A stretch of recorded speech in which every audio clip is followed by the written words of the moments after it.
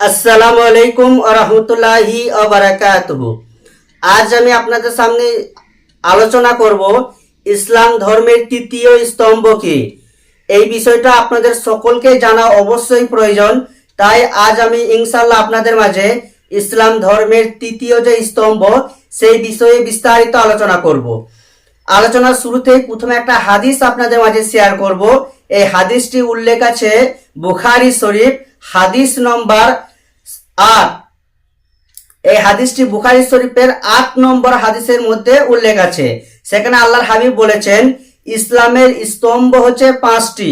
তার মধ্যে 1 নম্বর হচ্ছে কলেমা, 2 নম্বর হচ্ছে নামাজ, 3 নম্বর হচ্ছে রোজা, 4 নম্বর হচ্ছে যাকাত আর 5 নম্বর হচ্ছে হজ। 3 নম্বর স্তম্ভ যেটা সেটা হচ্ছে রোজা। এই রোজা সম্পর্কে আজকে আমি কিছু কথা শেয়ার করব। এই রোজা সম্পর্কে আল্লাহ সুবহানাহু ওয়া তাআলা কোরআনের মধ্যে কি বলেছেন সেটা বলবো। এরপরে রোজা সম্পর্কে আল্লাহর হাবিব কি বলেছেন সেটাও বলবো। তো বেশি ভূমিকা না দিয়ে আলোচনা শুরু করব ইনশাআল্লাহ। আপনারা যদি পবিত্র কোরআন পড়েন তাহলে দেখবেন পবিত্র কোরআনের মধ্যে সূরা বাকারা সূরা নম্বর 2 আয়াত নম্বর 183 মধ্যে আল্লাহ সুবহানাহু ওয়া তাআলা বলেছেন যে তোমাদের জন্য রোজাকে ফরজ করা হয়েছে যেমন ফরজ করা হয়েছিল তোমার পূর্বে মানুষদের উপর। অর্থাৎ আমরা যেরকম রোজা রাখি আমাদের পূর্বে যারা এসেছিলেন তাদের উপরেও কিন্তু রোজাকে ফরজ করা হয়েছিল। কেন ফরজ করেছেন? কারণ আল্লাহ সুবহানাহু ওয়া তাআলা বলেছেন যাতে তোমরা সংযত হতে পারো বা তাকওয়া অবলম্বন করতে পারো। তাহলে চিন্তা করুন, আমাদের জন্য আল্লাহ রোজা ফরজ করেছেন, আমাদেরকে অবশ্যই রোজা রাখতে হবে। যদি আমরা রোজা না রাখি তাহলে আমরা কিন্তু আল্লাহর দেওয়া যে আইন সেটাকে আমরা লঙ্ঘন করছি। আর আল্লাহর আইন যারা লঙ্ঘন করবেন তাদের জন্য আল্লাহ সুবহানাহু ওয়া তাআলা একটা সাবধান বাণী দিয়েছেন।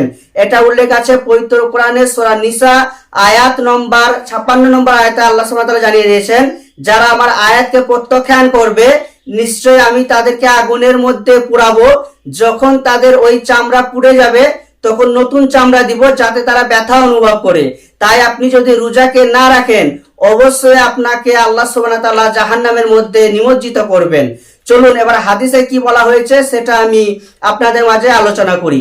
আপনারা যদি বুখারী শরীফ পড়েন তাহলে দেখবেন এই হাদিসটি উল্লেখ আছে 38 নম্বর হাদিসে এবং এছাড়া এই হাদিসটি আরো উল্লেখ আছে বুখারী শরীফ হাদিস নম্বর 2014 মধ্যে। সেখানে আল্লাহর হাবিব বলেছেন যে ব্যক্তি নেক নিয়তে পুণ্যের আশায় আল্লাহকে খুশি করার জন্য রোজা পালন করবে তার পূর্বের সব গুনাহকে মাফ করে দেওয়া হবে। জোরে বলা যাবে না সুবহানাল্লাহ? তাই আপনি যদি আল্লাহকে খুশি করার জন্য রোজা পালন করেন তাহলে আপনাকে আল্লাহ সুবহানাহু ওয়া তাআলা আপনার পূর্বের যে গুনাহ আছে সেগুলো সব মাফ করে দেবেন। তাই অবশ্যই আপনারা রোজা পালন করবেন, কারণ আল্লাহ সুবহানাহু ওয়া তাআলা কোরআনের মধ্যে বলেছেন পবিত্র কোরআনের সূরা বাকারা সূরা নম্বর 2 আয়াত নম্বর 185 সেখানে আল্লাহ সুবহানাহু ওয়া তাআলা বলেছেন তোমরা যারা এই রমজান মাস পাবে তারা অবশ্যই রোজা পালন করবে। তাই আপনাদের কাছে আমার রিকোয়েস্ট আপনারা কখনোই রোজাকে ছেড়ে দিবেন না, অবশ্যই রোজা পালন করবেন। আমি জানি বুঝি এই রোজা রাখা হয়তো বা কিছুটা কষ্টের বিষয়, তবুও আল্লাহকে খুশি করার জন্য অবশ্যই আপনাকে রোজা রাখতে হবে। আশা করছি আপনারা বুঝতে পেরেছেন। সকলে ভালো থাকবেন, সুস্থ থাকবেন, সাথে থাকবেন।